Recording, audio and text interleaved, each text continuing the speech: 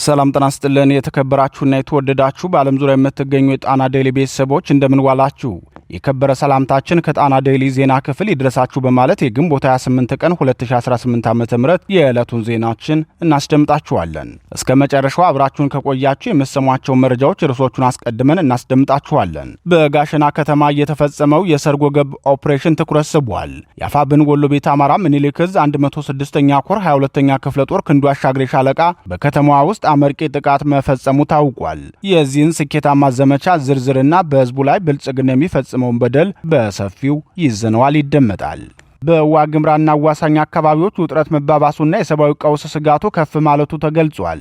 በርካታ ነዋሪዎች ከመኖሪያ ቀያቸው ተፈናቅለው ወደ ሰቆጣ ከተማ መሰብሰባቸው ሲነገር በተፈናቃዮች ላይ የደረሰው ችግርና የአካባቢው ወቅታዊ ሁኔታ በታጣቂ ቡድኑ በቁጥጥር ስለዋሉት ወረዳዎች በዝርዝር እናስደምጣችኋለን።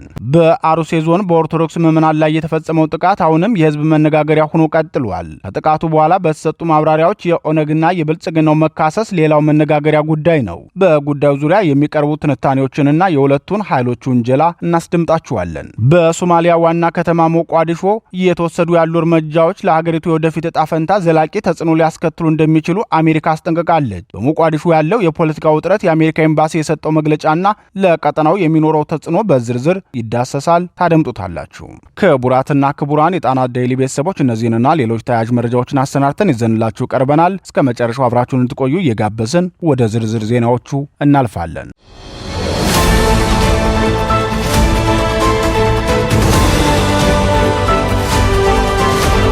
በጋሸና ከተማ የተፈጸመው ስኬታማ ጥቃትና ብልጽግናው በህዝብ ላይ የሚፈጽመው በደል አፋብን ወሎ ቤተ አማራ ምኒልክ ዕዝ የ106ኛ ኮር የ22ኛ ክፍለ ጦር ክንዱ አሻግሬ ሻለቃ በሰርጎ ገብ ኦፕሬሽን ጋሸና መሃል ከተማ ላይ በመግባት አመርቂ ጥቃት መፈጸሙን ለጣና አስታውቋል። ከሻለቃዋ ልዩ ኦፕሬሽን በተሰጣቸው አባላቶች ጋሸና መሃል ከተማ መናኸሪያ ድረስ ዘልቀው በመግባት በአገዛዙ ሰራዊትና የጦር መሪዎች ላይ ቅጽበታዊ ጥቃት በመፈጸም በአምስቱ ላይ የማያዳግም እርምጃ ሲወሰድ በሰባቱ ላይ ከባድ ቁስለኞች አድርጓቸዋል ብለዋል። የፋኖ አባላቱ ከሌሊቱ 7 ሰዓት ላይ ጋሸና ከተማ ዘልቀው በመግባት የጠላትን ተከፋይ የጦር መሪዎችን ሙትና ቁስለኛ በማድረግ በጠላት ሰራዊት ላይ ከፍተኛ ጉዳትን ያደረሱ ሲሆን በደመ ነፍስ የሚደናበሩት የአገዛዙ ሰራዊቶች አዳራቸውን እርስ በርሳቸው ሲመታቱ ማደራቸውን የመረጃ ምንጮች ገልጸዋል። በዚህ ስኬታማ ጥቃት ምክንያትም በጋሸና ከተማ የጠላት ሰራዊት ከፍተኛ የእርስ በርስ አለመተማመን መፈጠሩም ታውቋል። ይህ በእንዲህ እንዳለ ብልጽግናው በጨረባ ምርጫው ያልተሳተፉ ሰዎች ላይ የሚፈጽመውን በደል ቀጥሎበታል።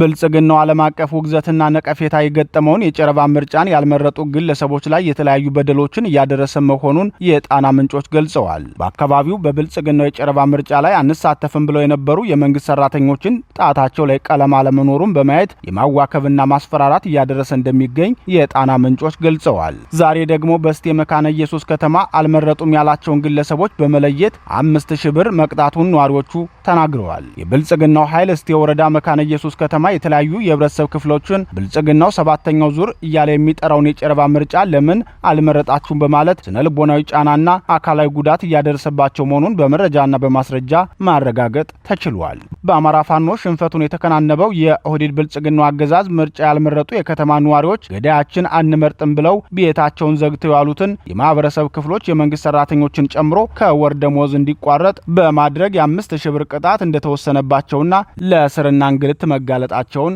አክለው በምሬት ተናግረዋል። በስርዓቱ እጅግ ተስፋ የቆረጡት ነዋሪዎቹ በምርጫ ምክንያት በማድረግ በአገዛዙ ዙፋን ጠባቂ ሆዳደር ሚልሻና ፖሊስ እየተንገላታንና እየታሰረን ስለምንገኝ የዓለም አቀፉ ማህበረሰብ እንዲያውቅልን ሲሉ መልእክታቸውን አስተላልፈዋል። አያይዘውም ማህበረሰቡ ምርጫ መምረጥም አለመምረጥም የግለሰቡ ፍላጎት እንጂ ተገዳችሁ ምረጡ የሚል አስገዳጅ ሕግ አንድም ነገር የለም ሲሉ አስረድተዋል።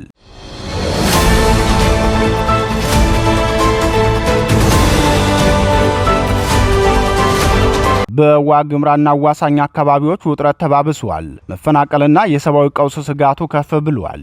በአማራ ክልል በተለይም በዋግምራ ዞንና አዋሳኝ አካባቢዎች ያለ የጸጥታ ሁኔታ እየተባባሰ መምጣቱን የሚያመላክቱ ሪፖርቶች እየወጡ ሲሆን በርካታ ነዋሪዎች ከመኖሪያ ቀያቸው ተፈናቅለው ወደ ሰቆጣ ከተማ መሰብሰባቸው ተገልጿል። እንደ ተንታኞች ገለጻ በአካባቢው እየተካሄደ ያለው ውጥረት ከወታደራዊ ግጭት ባሻገር የፖለቲካና የደህንነት ተጽዕኖ ያለው ሲሆን በአማራ ሕዝብ ላይ የሚደርሱ ማህበራዊና ኢኮኖሚያዊ ተጽዕኖዎችም ከፍተኛ ስጋት ስጋት እየፈጠሩ ነው ተብሏል። ተንታኞች እንደሚሉት ህወሓት በቀጥታ ወደ ጦርነት ከመግባት ይልቅ የውክልና ኃይሎችን በመጠቀም የሁለትዮሽ ስትራቴጂ እየተከተለ ሲሆን ይህም በአበርገሌና ጸግብጂ ወረዳዎች የታየውን የጦርነት ሁኔታ ከፍ እንዲል አድርጓል ይላሉ። ይህ አካሄድ በአማራና በትግራይ መካከል ያለውን የወሰን አለመግባባት በአዲስ መልክ እያባባሰው መሆኑንም ይጠቅሳሉ።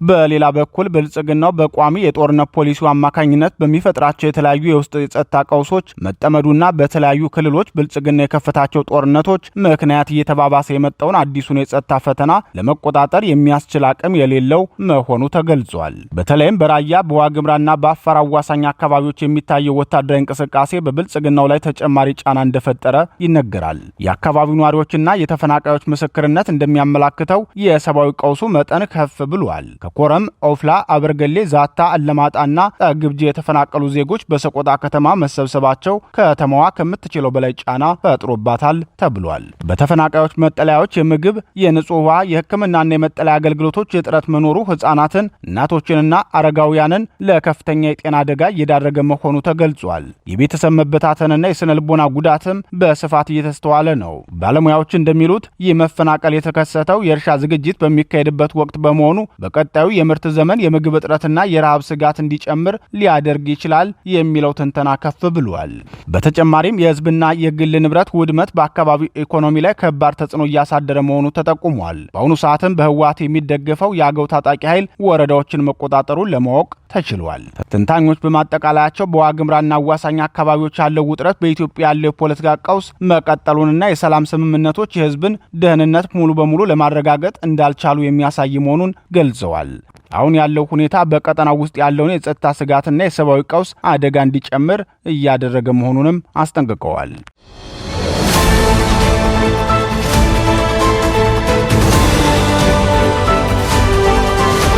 በአሩሴ ኦርቶዶክሳውያን ላይ የተፈጸመው ጥቃት መነጋገሪያ ሆኖ ቀጥሏል። በአሩሴው ጥቃት ብልጽግናውና የኦነግ ጦር እርስ በርስ እየተወነጃጀሉ ነው። ጥቃት በሚደርስባቸው ወገኖች በኩል ኦነግና ብልጽግና፣ ሌሎች የኦሮሞ ተፎካካሪ ፓርቲዎች አንድም ሶስትም ናቸው እየተባሉ የሚተቹት እነዚህ ኃይሎች ስማቸው እንጂ የተለያየ ግብራቸው አንድ የሆነ ተናበው ወንጀሉን እንደሚፈጽሙት በርካታ ተንታኞች ሲገልጹ ቆይተዋል። ባለፈው ቅዳሜና እሁድ በአሩሴ በሚገኙ ሁለት ወረዳዎች በኦርቶዶክስ ተዋሕዶ አማኞች ላይ በተፈጸመው ግድያና የቤተ ክርስቲያን ቃጠሎ ብልጽግናው እና የኦነግ ጦር እርስ በርስ መካሰሳቸውን ቢቢሲ አፋን ኦሮሞ ዘግቧል። ቢቢሲ እንደዘገበው የኦሮሚያ ክልላዊ መንግስት ኮሚኒኬሽን ቢሮ ባወጣው መግለጫ ይህንን ድርጊት የፈጸሙት የኦነግ ተዋጊዎች መሆናቸውን ገልጿል። ቢሮ በመግለጫው ድርጊቱ የተፈጸመው ሰባተኛውን ብሔራዊ ምርጫ ለማደናቀፍ ዜጎች በብሔርና በሃይማኖት እርስ በርስ እንዲጋጩ በማቀድ እንደሆነ ማስረዳቱን ዘግቧል።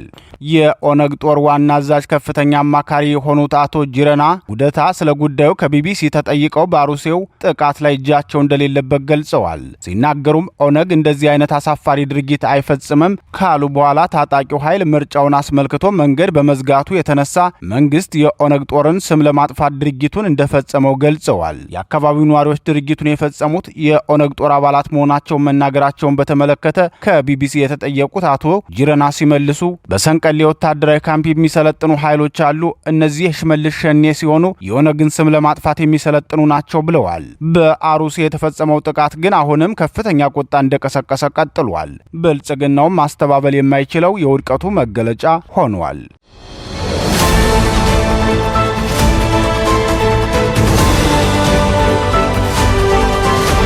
በሞቃዲሾ እየተወሰዱ ያሉት እርምጃዎች ለሶማሊያ የወደፊት ዕጣ ፈንታ ዘላቂ መዘዝ ሊያስከትሉ እንደሚችሉ አሜሪካ አስጠነቀቀች።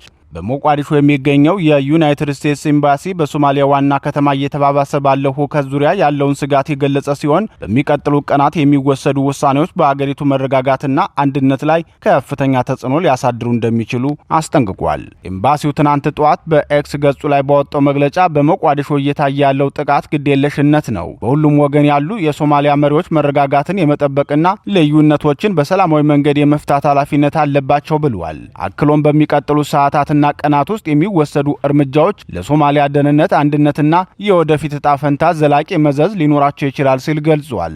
ግንቦት 27 ቀን ሊካሄድ ታቅዶ ከነበረው የተቃዋሚዎች ሰልፍ ቀደም ብሎ በተከሰተ ከፍተኛ የፖለቲካ ውጥረት ሳቢያ ግንቦት 26 በከፊል ሞቃዲሾ ውስጥ ከባድ ግጭቶች ተቀስቅሰዋል። ይህ አለመረጋጋት የመነጨው የፕሬዝዳንት ሐሰን ሼክ መሐመድን የስልጣን ዘመን ግንቦት 7 ቀን 2018 ዓ.ም ሊያበቃ ከነበረበት የጊዜ ገደብ በላይ የሚያራዝመውን የህገ መንግስት ማሻሻያ ተከትሎ ከተቀሰቀሰ የፖለቲካ ቀውስ ነው። የተቃዋሚ ቡድኖችና አንዳንድ የክልል መሪዎች እርምጃውን ህገወጥ ሲሉ ውድቅ ያደረጉ ሲሆን መንግስትን የዲሞክራሲያዊ ሂደቶችን እያዳከመና እምነት የሚጣልበት ምርጫን እያዘገየ ነው ሲሉ ከሰዋል። አልጀዚራ የጠቀሳቸው የዓይን እማኞች እንደገለጹት ሐውል ዋዳግን ጨምሮ በሌሎች ወረዳዎች ኃይለኛ የተኩስ ልውውጥና ፍንዳታ ተሰምቷል። የቀድሞው ጠቅላይ ሚኒስትር ሐሰን አሊ ሃይሬን ጨምሮ ተቃዋሚ ግለሰቦች የመንግስት ኃይሎች የተቃዋሚዎችን ስብሰባዎችና የከፍተኛ ፖለቲከኞችን መኖሪያ ቤቶች ኢላማ አድርገዋል ሲሉ ከሰዋል። ሃይሬ በኤክስ ገጻቸው ላይ ባሰፈሩት መልእክት ፕሬዝዳንት ሐሰን ሼክ መሐመድ በተቃዋሚ መሪዎች ላይ ያነጣጠረ ወታደራዊ ኦፕሬሽን እንዲከናወን ትዕዛዝ ሰጥተዋል ሲሉ ወንጅለዋል። ለ20 ሰዓታት ያህል የመንግስት ኃይሎች በሳቸው በቀድሞ ፕሬዝዳንት ሼክ ሻሪፍ ሼህ አህመድ በሀገር መሪዎችና በሌሎች በሞቃዲሾ በሚገኙ የፖለቲካ ግለሰቦች ላይ ጥቃት ፈጽመዋል ሲሉ ተናግረዋል። በተጨማሪም ሃይሬ ታንክ አጥፊ መሳሪያዎችንና ድሮኖችን ጨምሮ ከባድ መሳሪያዎች በሰፊው ህዝብ በሚኖርባቸው አካባቢዎች መሰማራታቸውንና የሲቪል የኤሌክትሪክ አቅርቦት ሆን ተብሎ እንዲቋረጥ መደረጉን የገለጹ ሲሆን ድርጊቱን በዓለም አቀፍ ህግ መሰረት የጦር ወንጀል ሲሉ ጠርተውታል። መንግስት አልሸባብን ለመዋጋት የታሰበውን ሀብት በፖለቲካ ተቃዋሚዎችና በንጹሃን ዜጎች ላይ እየተጠቀመበት ነው ሲሉም ከሰዋል። የሶማሊያ መንግስት በተቃዋሚዎች የቀረበውን መግለጫ ያስተባበለ ሲሆን ከተቃዋሚዎች ጋር ግንኙነት ያላቸው የታጠቁ ቡድኖች በፖሊስ ጣቢያዎችና የፍተሻ ኬላዎች ላይ በከባድ መሳሪያዎች ጥቃት መፈጸማቸውንና ወደ ሲቪል አካባቢዎች መተኮሳቸውን ገልጿል። ተቃዋሚዎች የስልጣን ዘመን መራዘሙን፣ በኃይል የሚደረጉ መፈናቀሎችንና አጠቃላይ የአስተዳደር ስጋቶችን በመቃወም ከዛሬ ጀምሮ ሰልፎች እንዲደረጉ ጥሪ አቅርበው ነበር።